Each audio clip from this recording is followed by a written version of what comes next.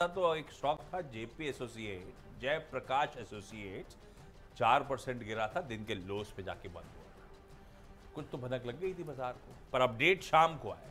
एक तगड़ा सेटबैक है फाइनली जेपी एसोसिएट्स के लिए। एनसीएलटी ने जो इंसॉल्वेंसी की गुहार थी, प्ली थी आईसीआईसीआई बैंक, एसबीआई की, वो एडमिट कर ली।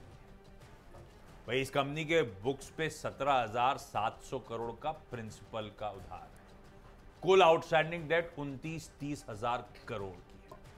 22 देनदार हैं जिनसे डेट ले रखी है। अब ये गए इंसॉल्वेंसी में। इनके साथ दिक्कत पता है शायद ये हो रही है, इन्होंने दालमिया सीमेंट को अपना सीमेंट धंधा बेचा था, आज तक वो ट्रांजैक्शन कंक्लूड ही नहीं हुआ है। कुछ ना कुछ तो पेच फंसा हुआ है। जेपी एसोसिएट्स को लाल रखते खैर इस अपडेट के बीच। शॉपर स्टॉप इसे इसीलिए कल एक्सचेंज पे अपडेट देखिएगा। प्रमोटर्स रहेजाज और प्रमोटर एंटिटीज के निबलिंग के बहुत सारे अपडेट्स हैं, सिर्फ इसीलिए ग्रीन कर दिया। आरवीएनएल यानी कि रेल विकास निगम लिमिटेड को ग्रीन इसीलिए करा क्योंकि इसको एक लेटर ऑफ एक्सेप्टेंस मिला है साउथ सेंट्रल रेलवे से एक ईपीसी टेंडर के लिए 440 करोड़ रुपए के। और इसको पढ़ने के बाद पता नहीं, मुझे रिकॉल करा था, आपको याद होगा, साउथ ये एलओए है। मेरे ख्याल से L1 के तौर पे हम ऑलरेडी रिएक्ट कर चुके हैं इस न्यूज पे। फिर से वो खबर आई है क्योंकि अब लेटर ऑफ अवार्ड आया, एक्सेप्टेंस आया। तो इसमें कुछ ऐसा है नहीं, लेकिन आरबीएनएल सरकारी कंपनी भी है, जलवे हैं इस पॉकेट की खबर भी, इसीलिए ग्रीन कर दिया। अच्छे हो गए। ओके, पांचवा मेरा जो है हडको, इसको रडार पर रखिए क्योंकि प्रधानमंत्री आवास योजना जो स्टेट गवर्नमेंट के थ्रू प्ले होती है, उसमें सबसे बड़े कामकाज इसी के थ्रू होते हैं। और प्रधानमंत्री ने पिछले बजट में और चुनाव के दौरान ये बात लगातार एम्फसाइज की गई है कि और नए घर बनाए जाएंगे गरीबों के लिए, इस नई सरकार में भी और नए बजट में भी उसका अनाउंसमेंट अगेन होगा। तो हटको रडार पर रखिएगा क्योंकि बहुत सारी स्टेट गवर्नमेंट इसके लिए इनके साथ टाई अप करने वाली है। छठवां स्टॉक है कंटेनर कॉरपोरेशन। कल भी हमने अपनी टीम में डाला था, कल 9% 10% ऊपर गया था। ये डाइवेस्टमेंट का बहुत ही परफेक्ट कैंडिडेट है और मुझे लगता है कि लिस्ट में जल्दी शामिल होगा। तो कंटेनर कॉरपोरेशन को रडार पर रखिए और इसके खरीदार बिल्कुल मतलब एकदम तैयार बैठे होंगे कि इसको आप बेचिए और हम ले सकते हैं। तो 6th स्टॉक कंटेनर कॉरपोरेशन मेरा होगा। ब्रेक लेना है या कंटिन्यू करेंगे? ना कंटिन्यू। okay. ब्रेक इतना बड़ा दिन है, कहाँ ब्रेक लेंगे। HDFC बैंक चला, लेकिन अभी चला नहीं। आए लौट के ऊपर, कल 6-7 हजार करोड़ रुपए की कैश में बाइंग भी है। होपिंग आज थोड़ा सा मूड वाल बढ़िया रहा तो कंफर्ट है स्टॉक के साथ अभी भी इन भाव पे, इसीलिए मैं इसको मेंशन करता हूँ। रडार पर रखेंगे, पर बहुत कुछ डिपेंड करेगा बाजार का मूड, माहौल, फ्लोज कैसे रहते हैं दिन के दौरान। डिक्सन टेक्नोलॉजीज को रडार पर रखिएगा, वो कन्विक्शन बढ़ रहा है स्ट्रीट का भाई।